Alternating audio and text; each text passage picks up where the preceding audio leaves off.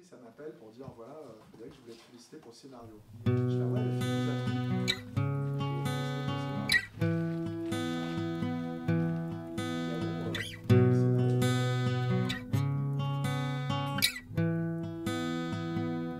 Je m'appelle Frédéric Petitjean, j'ai 45 ans, je suis scénariste, jeune auteur, même parce que c'est le seul truc jeune que j'ai. Et bon, je travaille sur plusieurs films aux États-Unis comme en France. J'écris une trilogie, le troisième, le dernier tome des Dolce va sortir à la fin de l'année, normalement.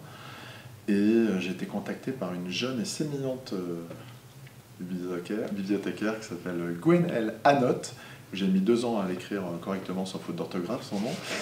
Et qui m'a proposé, après lui avoir fait peur dans un salon à Épinal, de venir rencontrer les élèves. Et moi j'ai trouvé ça génial parce que c'est ce dont je rêvais quand j'étais gamin. D'aller, enfin gamin quand j'étais étudiant, d'aller rencontrer des auteurs, des musiciens, et ça me manquait. Et j'aime bien, ça nourrit les choses. Et moi j'apprends plus que je donne. J'étais hyper ému d'entendre, les entendre parler. Je trouve que c'est un travail, je sais pas si j'aurais osé faire ça à leur âge, donc c'est super. C'est à toi, Émilie. Je vous imagine lorsque vous aviez 20 ans, fan incontesté de Star Wars, vous portiez toujours un t-shirt avec des images de ce film épique. Vous et vos amis adoriez les films fantastiques. Après des études différentes, vos amis et vous, ce petit groupe d'amis que vous connaissez depuis les années de collège se dissout. 15 ans plus tard, vous écrivez les Dolce. Pour les personnages, vous prenez les personnalités de vos amis perdus. C'est pas mal. C'est énervant même d'ailleurs. Alors, en fait, la plupart des noms que je donne à mes personnages sont des noms de vrais amis. Alors, quand je les aime pas, je leur donne des noms de méchants. Je les pourris. Et quand je les aime bien, par exemple, maintenant Gwenaëlle, qui l'a entendu 3 fois dans la journée, Virginie Delondres, qui est la journaliste dans les Dolce, qui est la fille de Philippe Delondres, c'est mon premier amour quand j'avais 16 ans. Comme je ne l'ai jamais revue, je me suis dit, allez, je vais en faire mon héroïne, parce que c'est tout le moment des illusions, des rêves, où une histoire de 3 jours est aussi importante que celle de 30 ans. Et voilà, j'avais envie de la mettre dedans, c'était une manière de lui dire, si un jour tu lis ce livre, voilà, c'était comme ça, c'était pour faire un clin d'œil. Puis dedans, il y a un chat qui s'appelle Humphrey aussi. Ce chat, c'est un chat que j'ai eu pendant 20 ans et ça m'éclatait de le rendre immortel du coup.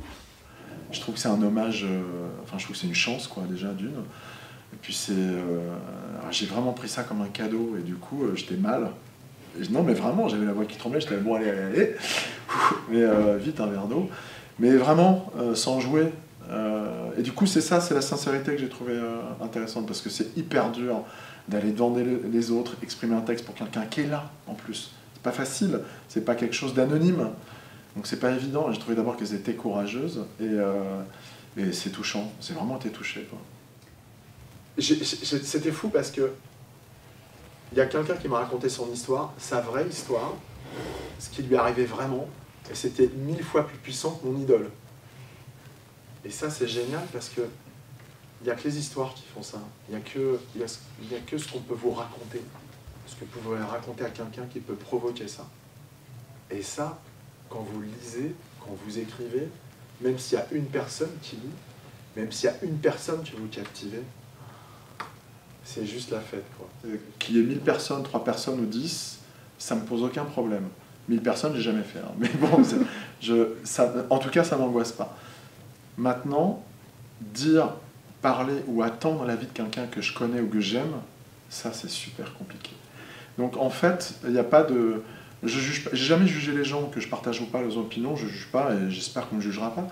Mais je trouve ça plutôt enrichissant d'être devant des... Moi j'ai pas peur de l'inconnu, ça me plaît d'ailleurs, j'aime bien découvrir. Je suis vraiment curieux des gens.